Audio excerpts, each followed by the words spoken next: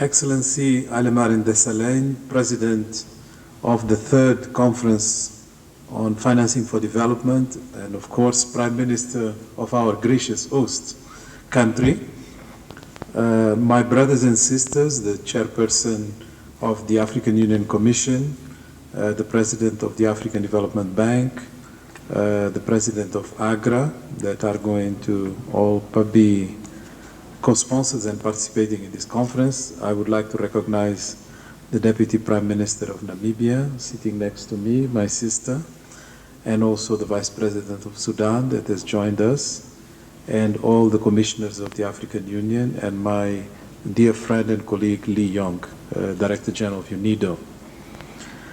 Contrary to the notion that growth in Africa can be attributed to a boom in global demand for natural resources, the resources sector only contributed about a quarter to the impressive post-2000 economic expansion of the continent.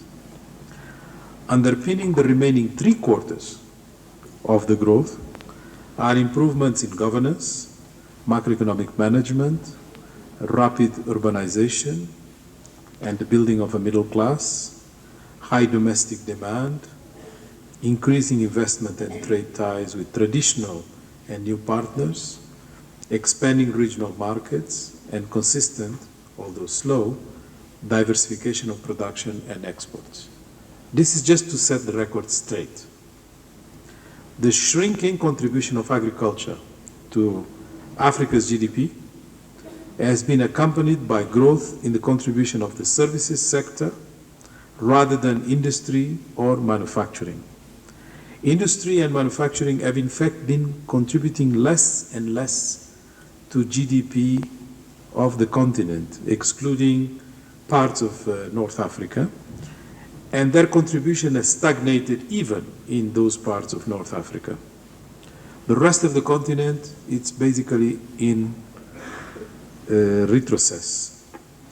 The informal sector is a major employer in Africa, accounting to a basic line of employment that goes between 10 to 92%, depending on the countries, of the total employment.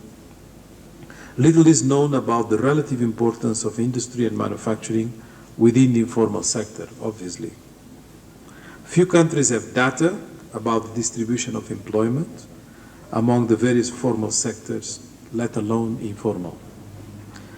Gauging from the existing data about work distribution, however, it is striking how the share of industry in GDP tends to be still higher than the employment share of industry.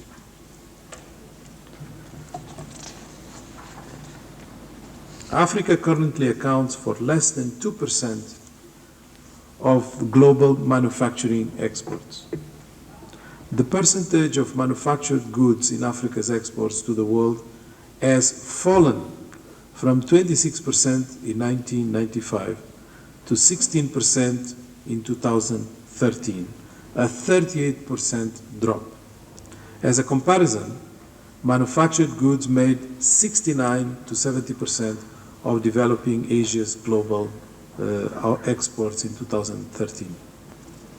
The effects of the global economic crisis on Africa, trade patterns, and impact of substantially lower commodity prices threaten the sustainability of an economic model based on low value-added commodities and almost no exports of manufacturing and industry.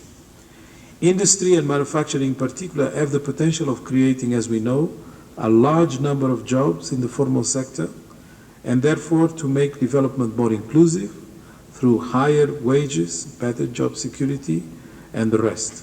This is particularly relevant as Africa is projected to have 1.1 billion people in the working age by 2040.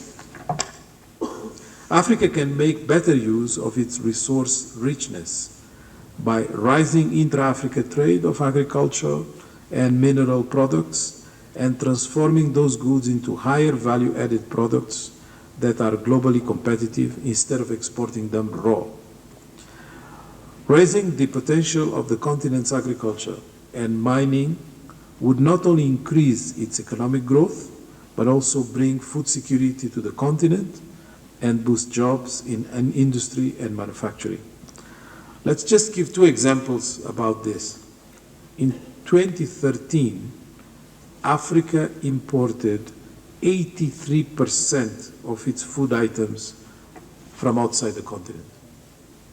Another example, Nigeria and all other oil-rich African countries tend to export crude oil, mostly outside the continent, and then import refined petroleum products. Let me conclude. A lack of industrialization puts Africa's long-term growth at risk. Manufacturing has stagnated over the continent during the past decade and makes up a shrinking share of Africa's exports. Africa's growth has struggled to create adequate jobs for its growing youth, and the only way it's going to be able to do it is through industrialization. There are, however, a renewed policy concerns about how the continent can promote industrialization. And the only way it's going to be able to do so is by being extremely smart. As a latecomer, only smart policies will work. Let me conclude with three possible ways we can tap into a smart opportunity. Trade barriers are falling within Africa, facilitating the creation of regional value chains. Improved economic and political governance are encouraging investments into the continent, and if Africa continues to tackle security, bureaucracy, and corruption, and improve the business environment, finance, it will increasingly attract more opportunities for industrialization. Its market is huge. Second, Africa can leverage the increasing foreign direct investments in the continent in infrastructure, education, and technological upgrades by promoting linkages between foreign and local firms. And third, the continent can use its large mining and agricultural resources as a basis for economic diversification and growth without over-relying on them. Africa's growing service sector bodes well for industrialization as well and can support a more competitive manufacturing environment. This is possible. It's an agenda of the possible. It's not an agenda of the future. It's an agenda of today. Thank you.